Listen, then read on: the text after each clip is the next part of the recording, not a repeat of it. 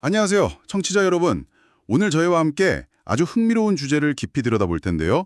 바로 2025년을 기준으로 본 관절 질환 치료의 혁신적인 발전, 그리고 미래 기술 동향입니다. 저희가 참고한 자료는 2025 관절 질환 치료 혁신과 미래 기술 동향 보고서의 핵심 내용들이고요. 이번 시간 목표는 이겁니다. 인공지능, AI죠. 그리고 로봇공학, 또 첨단 재생의학, 이런 최신 기술들이 관절 문제를 대하는 방식을 어떻게 근본적으로 바꾸고 있는지 이걸 좀 자세히 파헤쳐보는 겁니다. 그러니까 단순히 통증 좀 줄이는 거, 이걸 넘어서서요. 정밀 진단, 최소 침습 수술, 심지어 손상된 연골 자체를 재생시키는 그런 근본적인 치료 방향으로 가고 있거든요. 관절 건강에 관심 있으시거나 혹시 관련 문제로 좀 힘드시다면 오늘 정말 중요한 최신 정보 얻어가실 수 있을 겁니다. 네, 맞습니다. 특히 이제 우리 사회가 점점 고령화 사회로 가고 있잖아요. 그래서 관절 질환 때문에 삶의 질이 떨어지는 분들이 정말 많습니다. 그렇기 때문에 이런 기술 발전이 갖는 의미가 뭐랄까 점점 더 커지고 있는 거죠. 예전에는 그냥 통증 관리 여기에 좀 집중했다면 이제는 질병의 근본 원인을 찾고 손상된 조직을 아예 적극적으로 복구하는 쪽으로 치료 패러다임 자체가 바뀌고 있다는 점 이걸 좀 주목해야 합니다. 좋습니다. 자, 그럼 구체적으로 하나씩 좀 파고들어 볼까요? 먼저 인공지능, AI의 이야기부터 시작해보죠. AI가 의료 영상 분석에서 정확도나 일관성을 얼마나 혁신적으로 높이고 있는지 그 부분부터 짚어주시죠. 네, AI 의료 영상 분석 이게 정말 중요해지고 있는데요. 예를 들면 무릎 엑스레이 사진 딱 한 장 가지고 AI가 분석을 한다. 그러면 퇴행성 관절염이 얼마나 진행됐나. 그 표준 점수 있잖아요. KL 등급이라고 하는 그걸 매겨주고 또 뭐 뼈가 뾰족하게 자란 부분 골극이죠.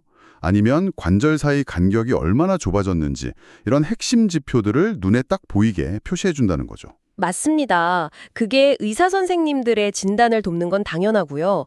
또 환자 입장에서도 자기 상태를 훨씬 직관적으로 이해하기 쉬워지는 거죠. 여기서 중요한 포인트는 뭔가요? 여기서 진짜 중요한 건 진단의 표준화하고 일관성이 높아진다는 거예요.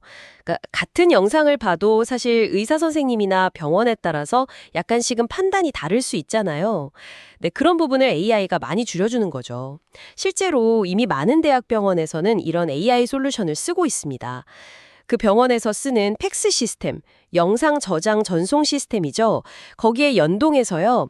임상적으로도 효과가 검증되고 있고 일부는 식약처 허가도 받아서 건강보험 심사평가원, 심평원이죠. 거기에 보험수가 심사에도 참고될 정도로 현장에 꽤 깊숙이 들어와 있습니다. 단순히 현재 상태 진단만 하는 게 아니라 미래 예측까지도 가능해진다고요? 예를 들어서 한쪽 무릎 수술했는데 반대편 무릎에도 관절염 생길 위험이 얼마나 될까? 뭐 이런 거요. 네, 맞습니다. 그런 위험 예측 모델들이 지금 개발되고 있어요. 이게 왜 중요하냐면요. 고위험군 환자를 미리 알아낼 수 있잖아요. 그런 문제가 심각해지기 전에 미리 예방적인 조치를 한다거나 아니면 개인에게 맞는 관리 계획을 세울 수 있게 도와주는 거죠. 그러니까 좀 더 선제적인 대응이 가능해진다. 이렇게 볼 수 있습니다. 를 더 정확하게 할 수 있지 않을까? 여기서 이제 로봇 기술이 등장하는 것 같습니다. 네, 정확히 보셨습니다. 그 AI 기반 진단이나 수술 계획이 로봇 수술하고 만났을 때 시너지가 나는 거죠.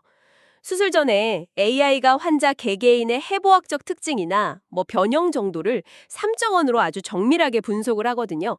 그래서 최적의 수술 계획을 세우는데 큰 도움을 줍니다. 최근에는 이런 AI 기반 수술 내비게이션 시스템들이 또 신의료 기술로 인정받고 있어서요. 수술 정확도가 정말 높아질 걸로 기대가 큽니다. 로봇 수술, 특히 인공관절 수술 쪽에서 정말 많이들 얘기하더라고요. 수술 정확성 높이고 회복 기간도 단축시키는데 핵심적인 역할을 한다. 시장 점유율도 계속 올라가고 있다고요. 네, 그렇죠. 구체적으로 어떤 시스템들이 있나요? 뭐 코리나 마코 이런 이름들 저도 들어본 것 같은데요. 네네. 그런 시스템들이 대표적이죠. 쉽게 생각하면 아주 정교한 로봇 팔 시스템이라고 보시면 돼요. 수술 중에 실시간으로 환자 관절 움직임이나 뼈 정렬 상태 같은 걸 센서로 계속 파악을 합니다. 그리고 미리 계획된 수술 범위 안에서만 로봇팔이 움직이도록 딱 제어를 하는 거죠. 그래서 의사가 계획한 대로 아주 미세한 오차 범위 내에서 정밀하게 뼈를 깎아내고 인공관절 임플란트를 정확한 위치와 각도로 삽입할 수 있게 도와주는 겁니다. 아, 그러니까 로봇이 혼자 막 수술하는 게 아니고 의사의 아주 정밀한 계획을 오차 없이 실행하도록 도와주는 일종의 초정밀 보조도구다. 이렇게 이해하면 될까요? 네, 정확합니다. 특히 맞춤형 수술이라는 측면에서 강점이 커요. 로봇은 의사가 설정한 계획에서 벗어나지 않도록 제어가 되니까요. 환자에게 가장 이상적인 인대 균형이라든지 관절의 안정성을 확보하는 데 아주 크게 기여합니다. 수술 결과의 예측 가능성 자체를 높여주는 거죠. 이 부분이 정말 흥미로운데요. 로봇 수술 장점을 들어보면 단순히 정확도만 높은 게 아니더라고요. 절개 부위도 작고 주변 조직 손상도 최소화하는 최소 침습 방식이니까 수술 후의 통증이나 출혈도 적고 입원 기간도 짧아져서 일상으로 더 빨리 돌아갈 수 있다. 이런 얘기죠. 네, 그렇죠. 환자분들이 느끼는 만족도가 높은 이유 중 하나입니다. 이건 정말 치료 경험 자체를 바꾸는 혁신이라고 할 수 있겠어요. 기술이 계속 발전해서 이제 3D 프린팅 기술하고도 만난다면서요? 네, 맞습니다. 환자 관절 모양에 정말 딱 맞는 맞춤형 수술 도구나 아니면 임플란트 자체를 3D 프린터로 만들어서 로봇 수술에 활용하기도 합니다. 이런 첨단 디지털 기술하고 로봇 공학이 만나는 게 이제 관절 수술 분야의 새로운 표준, 그렇게 되어가고 있다고 볼 수 있습니다. 로봇으로 인공관절 수술이 이렇게 정교해졌지만 사실 많은 분들이 궁극적으로 바라는 건 인공물이 아니라 내 관절을 그대로 살리는 거 아닐까요? 그래서 다음으로 우리가 주목해야 할 분야가 바로 이 재생의학인 것 같습니다. 맞습니다. 맞아요. 그 부품 교체라는 개념에서 벗어나서 손상된 조직 자체를 복구하고 재생시킨다. 이 점에서 재생의학은 관절 치료의 어떤 근본적인 패러다임 전환을 의미합니다. 정말 회복을 목표로 하는 거죠. 대표적인 방법으로 자가 연골세포 치료제, ACI라고 하죠. 자기 몸에서 건강한 연골세포를 조금 떼어내서 그걸 실험실에서 막 키운 다음에 손상된 부위에 다시 심어주는 방식, 맞나요? 네, 그 방식입니다. 특히 여기서 주목할 점은요. 최근에는 그냥 연골 비슷한 조직이 아니라 원래 우리 관절에 있던 것처럼 아주 매끈하고 탄탄한 질 좋은 연골 있잖아요. 그걸 초자연골이라고 하는데 여기에 가깝게 재생시키는 효과를 입증한 치료제들이 나오고 있다는 겁니다. 이게 섬유연골보다 훨씬 내구성이 좋고 기능적인 회복도 더 우수하거든요. 이런 기술력을 바탕으로 이제 국내 기업들이 해외 시장 진출에도 아주 적극적으로 나서고 있습니다. 연골세포 말고 줄기세포를 이용하는 치료도 활발히 연구되고 있죠. 그렇습니다. 환자 본인 골수에서 뽑아낸 치유 성분들을 농축시킨 골수 흡인 농축물 BMAC나 아니면 지방 조직에서 얻는 지방유래 줄기세포 SVF 이걸 활용하는 방법들이 있어요. 특히 SVF는 지방 조직에서 비교적 쉽게 얻을 수 있고요. 그 안에 재생이나 염증 조절에 중요한 역할을 하는 중간엽 줄기세포가 아주 풍부해서 연골 재생 효과에 대한 기대가 큽니다. 이런 줄기세포 치료는 인공관절 수술을 하기에는 아직 좀 이르거나 아니면 수술 자체가 좀 부담스러운 초기, 중기 관절염 환자분들께는 새로운 대안이 될 수 있습니다. 그리고 비교적 좀 간단하게 시도해 볼 수 있는 치료법으로 PRP 주사도 많이 얘기되던데요. 자기 피 뽑아서 쓰는 거라 안전하다 이런 인식이 좀 있는 것 같아요. 네, 맞아요. PRP, 혈소판 풍부혈장 치료도 신의료 기술로 인정받은 방법입니다. 자신의 혈액에서 성장인자가 풍부한 혈소판 성분만 딱 분리해서 농축시킨 다음에 관절에 직접 주사하는 방식이죠. 그 혈소판 안에 있는 성장인자들이 연골세포 증식이나 회복을 돕는다. 이런 원리입니다.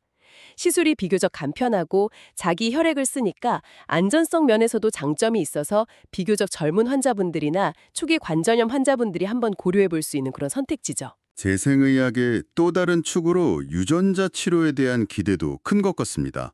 이건 어떤 식으로 접근하는 건가요? 좀 더 근본적인 치료 같기도 하고요. 네, 유전자 치료는 퇴행성 관절염의 진행 자체를 좀 늦추거나 아예 근본적으로 치료하는 걸 목표로 합니다. 염증을 일으키는 유전자 활동을 억제한다거나 반대로 연골 생성을 촉진하는 유전자를 관절 안에 직접 전달하는 방식이죠. 예를 들면 세포 안에 있는 퍼럭시좀이라는 작은 기관을 유전자 전달체로 활용한다든지 여러 연구가 진행 중이고요. 일부 기업들은 상용화를 목표로 임상 연구를 하고 있습니다. 아직은 연구 단계인 경우가 많긴 하지만 장기적으로 봤을 때 정말 큰 잠재력을 가진 분야라고 할 수 있습니다. 지금까지는 주로 퇴행성 관절염 중심으로 이야기를 나눴는데요. 혹시 자가면역 질환인 류마티스 관절염 분야에서도 좀 새로운 치료 전략이 나오고 있나요? 네, 마침 아주 흥미로운 연구 결과가 있었습니다. 류마티스 관절염 환자의 관절 병변 부위에서 염증하고 관절 파괴를 주도하는 어떤 특정 면역세포, 형질세포 유사 수지상세포라고 하는데요. 이걸 직접적으로 제어할 수 있는 새로운 기전이 밝혀진 거죠. 아, 그게 왜 중요한 건가요? 기존 치료제랑 뭐가 다른 거죠? 기존에 쓰던 생물학적 제재들은 주로 염증 반응 자체를 좀 넓게 억제하는 방식이었어요. 그런데 이 새로운 접근법은 질병 발생에 훨씬 더 핵심적인 역할을 하는 특정 세포를 딱 타겟으로 하거든요. 그렇기 때문에 보다 근본적인 원인에 접근할 수 있는 완전히 새로운 치료제 개발 가능성을 열어준다는 점에서 의미가 큽니다. 아직 초기 단계이긴 하지만 관련 학계 발표나 후속 연구들이 활발하게 진행되고 있어서 좀 주목할 만합니다. 아, 정말 다양한 첨단 기술들이 관절 치료의 미래를 바꾸고 있네요. 그런데 여기서 한 가지 꼭 짚고 넘어가야 할 부분이 있는 것 같아요. 이런 놀라운 기술 발전에도 불구하고 결국 성공적인 치료와 회복을 위해서는 우리 몸 자체를 잘 관리하는 것, 이게 여전히 너무 중요하다는 점이죠. 전적으로 동의합니다. 정말 중요한 말씀이세요. 아무리 좋은 치료를 받아도 기본적인 영양 상태나 생활 습관이 제대로 뒷받침되지 않으면 그 효과를 100% 누리기가 어렵습니다. 특히 수술이나 어떤 집중 치료 후에는 손상된 조직을 복구하고 염증을 관리하기 위해서 평소보다 더 많은 영양소가 필요하거든요. 단백질은 연골이나 근육의 재료가 되고요. 오메가3 지방산 같은 좋은 지방은 염증 완화에 도움이 됩니다. 그리고 비타민 D나 칼슘은 뼈를 튼튼하게 해서 관절의 지지력을 높여주죠. 이런 영양 공급이 만약에 부족하다, 그러면 회복이 더뎌지고 합병증 위험도 커질 수 있습니다. 치료 후 재활의 중요성은 뭐 두말할 필요도 없고요. 근데 요즘은 재활 프로그램도 점점 스마트해지고 있다면서요? AI나 웨어러블 기기를 활용한다고요? 네, 그렇습니다. 예전에는 주로 치료사 선생님의 경험에 많이 의존했잖아요. 근데 이제는 웨어러블 센서 같은 기기로 환자의 관절 가동 범위나 근력, 균형 감각 같은 것들을 객관적인 데이터로 측정을 합니다. 그리고 AI가 이 데이터를 분석해서 개인의 회복 상태에 딱 맞는 맞춤형 재활 운동을 추천해주고 실시간으로 피드백을 주면서 운동 강도나 종류를 조절해주는 거죠. 이렇게 하면 재활 효과를 정말 극대화할 수 있고요. 환자 입장에서도 좀 더 흥미를 느끼면서 적극적으로 참여하게 되는 그런 장점이 있습니다. 결국 첨단 기술과 함께 환자 자신의 노력이 딱 결합되어야 최상의 결과를 얻을 수 있다, 이 말씀이시네요. 네, 핵심은 바로 그겁니다. 그리고 더 나아가서 저는 예방의 중요성을 다시 한번 강조하고 싶어요. 관절 질환은 한번 나빠지면 이전 상태로 완벽하게 되돌리기가 정말 어렵거든요. 따라서 균형 잡힌 식단, 꾸준한 운동, 그리고 무엇보다도 적정 체중 유지, 이게 정말 중요합니다. 특히 비만은 무릎 관절에 가해지는 부담을 몇 배로 증가시켜서 퇴행성 변화를 막 가속화시키는 주범이에요. 그러니까 건강한 생활 습관이야말로 가장 효과적인 관절 건강 관리법이다, 이렇게 말씀드릴 수 있겠습니다. 자, 오늘 나눈 이야기들을 한번 정리해볼 시간이네요. 2025년 현재 관절 질환 치료는 AI를 통한 초정밀 진단, 그리고 로봇 기술을 활용한 최소 침습 및 정밀 수술, 마지막으로 재생의학을 통한 근본적인 조직 복구, 이 세 가지 방향으로 나아가고 있습니다. 이 세 축이 서로 막 융합하면서 과거와는 정말 차원이 다른 훨씬 더 통합적이고 근본적인 접근이 이루어지고 있다. 이걸 저희가 확인했습니다. 네, 맞습니다. 기술의 융합이 핵심이죠. AI, 로봇, 재생의학의 결합은 환자들에게 더 높은 치료 정확성, 더 빠른 회복, 그리고 장기적으로 봤을 때 더 나은 관절 기능과 삶의 질을 제공할 잠재력을 가지고 있습니다. 하지만 꼭 기억해야 할 것은 이 모든 기술적인 혜택을 정말 극대화하기 위해서는 결국 우리 자신의 적극적인 참여, 그러니까 건강한 생활 습관 유지와 꾸준한 재활 노력이 필수적으로 동반되어야 한다는 점입니다.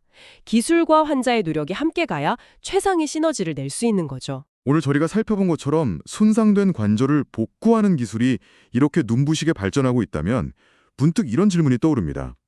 미래에는 단순히 관절을 정상 상태로 되돌리는 것을 넘어서 그 기능을 어쩌면 이전보다 향상시키는 것도 가능해지지 않을까요? 언젠가는 회복을 넘어 더 나은 성능의 관절을 추구하게 될지도 모르겠습니다. 이 질문을 청취자 여러분께 남기면서 오늘 심층 분석은 여기서 마무리하겠습니다.